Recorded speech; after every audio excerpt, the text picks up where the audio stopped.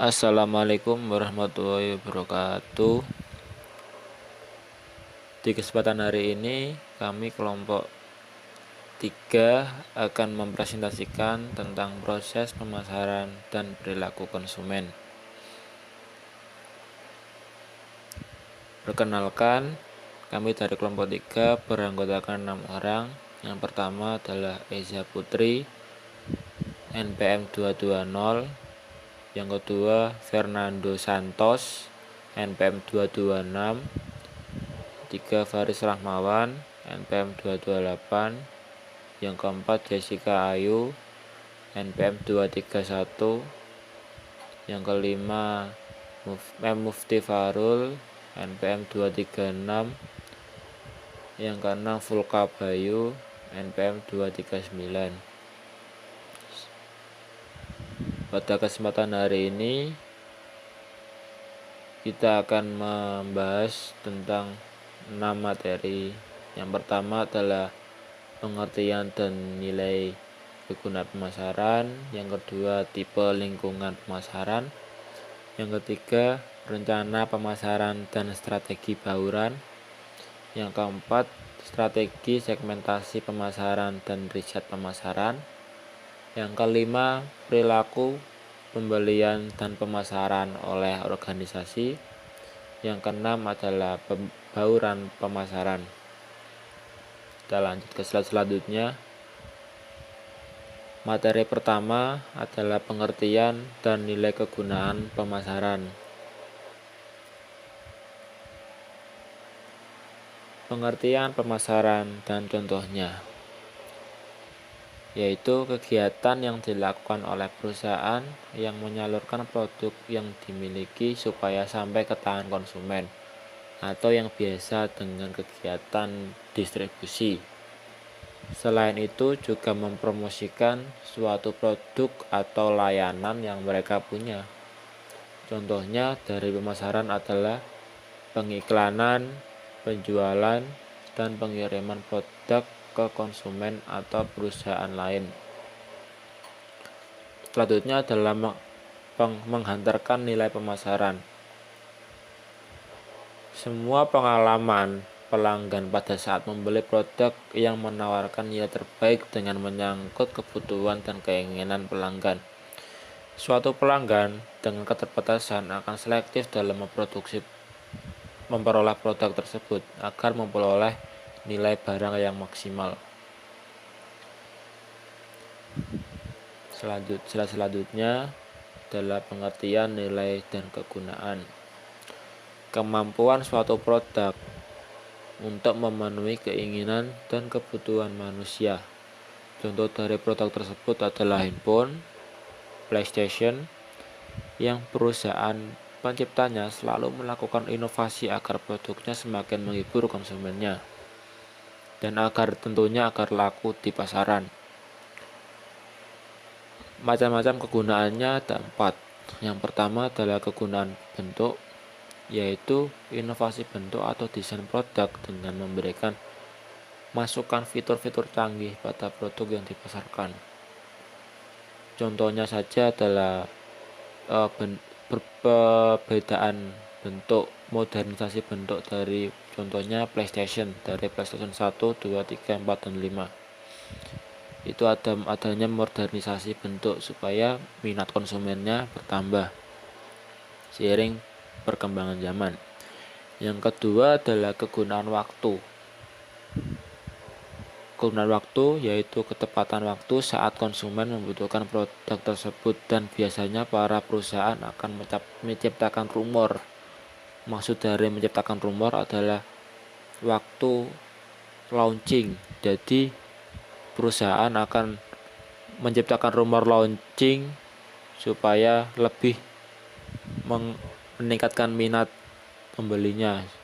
Pada saat produk itu dikeluarkan, maka akan laris di pasaran. Yang ketiga adalah kegunaan tempat. Kegunaan tempat adalah tempat bagaimana produk yang dipasarkan mudah didapat. Jadi contohnya saja itu produk dari Apple yang ada dipasarkan di mall-mall, contohnya di iBox, supaya para penggunanya mudah untuk membeli produk tersebut. Yang keempat adalah kegunaan kepemilikan. Kegunaan tentang perpindahan kepemilikan barang ke pengguna atau konsumen dengan menetapkan harga jual. Lanjut ke materi kedua, yaitu tipe dan lingkungan pemasaran.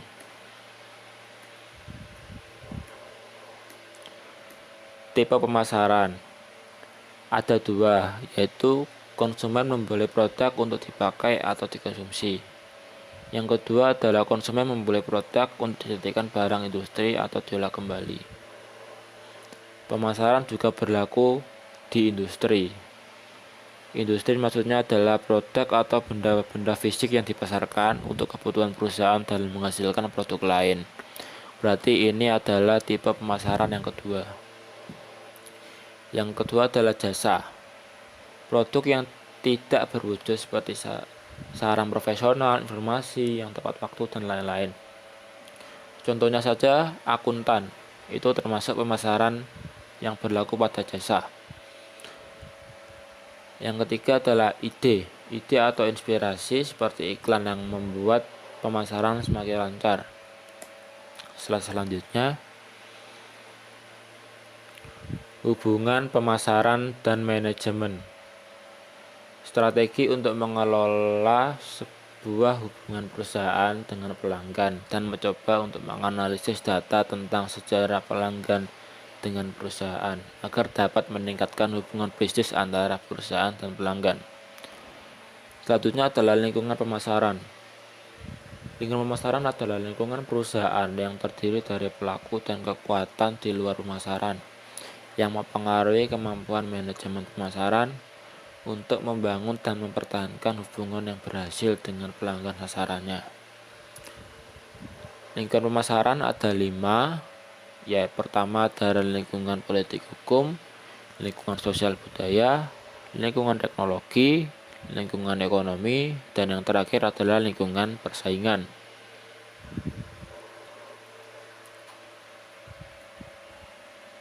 Yang pertama, lingkungan politik hukum adalah aktivitas pemasaran global mengambil tempat dalam lingkungan politik, institusi pemerintah, partai politik, dan ke organisasi melalui orang-orang dan aturan negara dengan menggunakan kekuatan. Hal ini termasuk sikap pihak pemerintah terhadap kedaulatan, resiko politik, pajak, ancaman pencairan saham, dan penyitaan. Yang kedua, lingkungan sosial budaya adalah kebiasaan, adat, nilai, dan karakteristik masyarakat tempat beroperasinya suatu perusahaan. Yang ketiga adalah lingkungan teknologi, yaitu lingkungan yang berkaitan dengan seluruh cara bagaimana perusahaan menciptakan produk atau jasa dengan memanfaatkan kemajuan teknologi. Selanjutnya, lingkungan ekonomi adalah kondisi-kondisi ekonomi relevan yang ada dalam sistem ekonomi tempat beroperasinya suatu perusahaan. Dan yang terakhir adalah lingkungan persaingan. Sistem persaingan bisnis bersaing. Dalam persaingan bisnis, salah satu hal terpenting yang harus diperhatikan adalah pemasaran atau promosi. Persaingan terbagi 3, yaitu 1. Produk substitusi, persaingan merek, dan persaingan internasional. Materi ketiga yaitu rencana pemasaran dan strategi pemasaran bauran. Mengembangkan rencana pemasaran. Rencana pemasaran atau marketing plan berfungsi untuk mencatat strategi yang mengidentifikasikan kegiatan-kegiatan dan sumber daya yang akan digunakan untuk memenuhi kebutuhan dan keinginan pelanggan dalam target pasar. Kemudian, strategi pemasaran. Merencanakan bauran pemasaran. Strategi pemasaran adalah seluruh program dan kegiatan pemasaran yang akan digunakan untuk mencapai pemasaran. Sedangkan manajer pemasaran adalah seseorang yang merencanakan dan melaksanakan kegiatan pemasaran yang menghasilkan produk dari produsen ke konsumen. Dalam strategi pemasaran, kita harus memperhatikan 4P, yaitu product, price, place, and promotion. Yang pertama produk.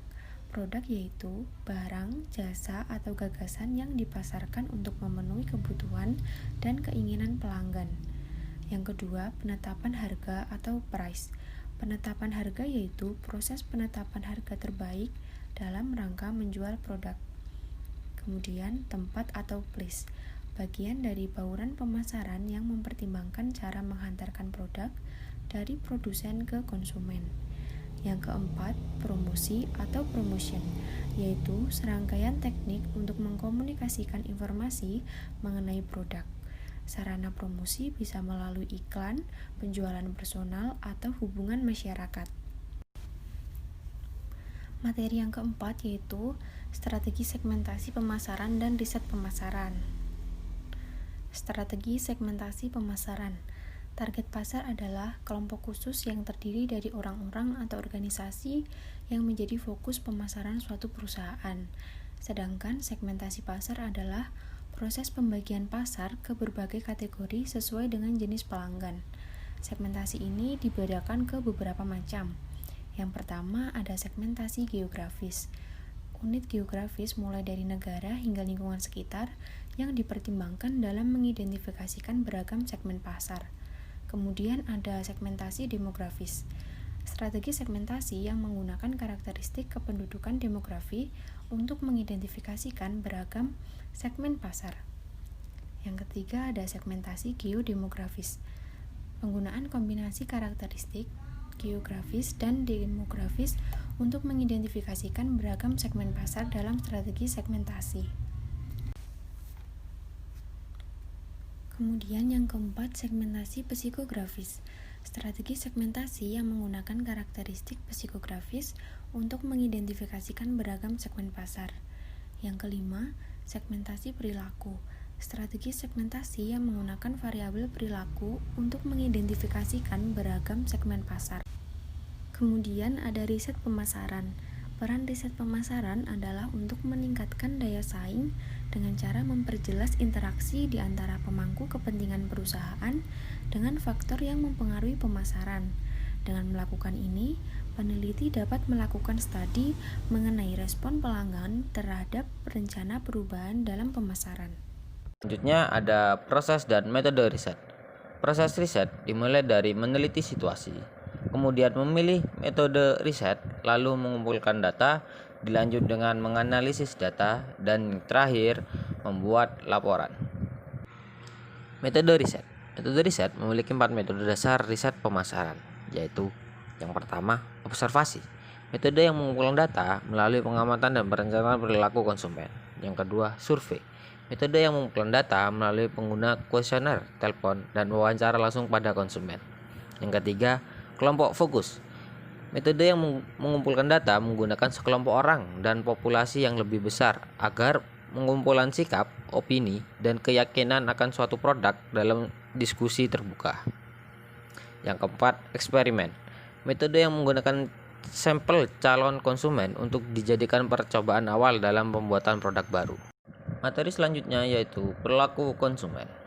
Kita harus memahami perilaku konsumen agar para konsumen bisa nyaman untuk membeli atau menggunakan suatu produk yang telah dibuat. Selanjutnya, pengaruh pada perilaku konsumen. Ada 4 faktor yang menjadi pengaruh utama pada perilaku konsumen, yaitu yang pertama, kebudayaan. Faktor kebudayaan mempunyai pengaruh yang paling luas dan mendalam terhadap perilaku konsumen.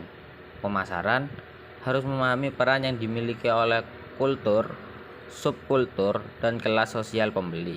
Yang kedua, sosial. Perilaku seseorang konsumen yang dipengaruhi oleh faktor-faktor sosial seperti perilaku kelompok acuan atau kelompok referensi, keluarga, peran, dan status sosial dari konsumen. Yang ketiga, pribadi. Keputusan konsumen juga dipengaruhi oleh karakteristik pribadi, yaitu usia, gaya hidup, kepribadian, dan kondisi ekonomi konsumen. Dan yang terakhir, psikologi. Pemilihan pembelian konsumen dipengaruhi oleh 4 faktor psikologi utama, yaitu motivasi, persepsi, pengetahuan atau learning, keyakinan, dan sikap. Selanjutnya ada faktor dari perusahaan dan tahapan pembelian. Faktor dari perusahaan yang bisa memengaruhi konsumen ada kualitas produk, harga produk, promosi atau iklan produk, dan penempatan produk. Selanjutnya ada tahapan pembelian. Tahapan pertama adalah pengenalan masalah atau kebutuhan. Yang kedua, pencari informasi.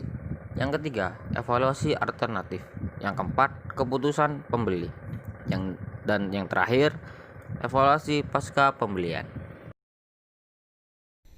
Perilaku pembelian dan pemasaran oleh organisasi.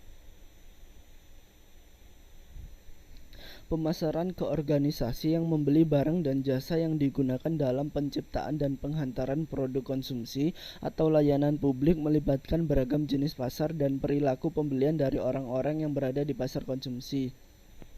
Untuk pasar-pasarnya dibagi menjadi 4 kategori, ada pasar jasa, industri, pedagang perantara, pemerintah, dan kelembagaan. Untuk yang pertama, pasar jasa adalah perusahaan yang bergerak dalam bisnis penyediaan jasa kepada masyarakat yang mengonsumsi jasa. Contohnya seperti dokter hewan, pariwisata, layanan kesehatan, hingga penitipan anak. Mereka nantinya membeli sumber daya yang dibutuhkan agar dapat menyediakan jasa bagi pelanggan. Yang kedua, ada pasar industri, adalah pasar organisasi yang terdiri dari perusahaan yang membeli barang yang diubah menjadi produk lain atau digunakan dalam proses produksi. Kegiatan ini meliputi bidang-bidang seperti pertanian, manufaktur, dan sebagian retail. Sebagai contoh, produsen jam seperti St. Thomas membeli peralatan elektronik, komponen, plastik, dan kaca dari perusahaan lain untuk membuat produk jam bagi pasar konsumsi. Selanjutnya ada pasar pedagang perantara, adalah pasar organisasi yang terdiri dari para perantara yang membeli dan menjual kembali barang jadi. Sebagai contoh, sebagai distributor utama suku cadang dan aksesoris pasar perahu rekreasi, Coast Distribution System membeli lampu, roda kemudi, dan mesin kapal, lalu menjualnya kembali ke marina dan bengkel kapal.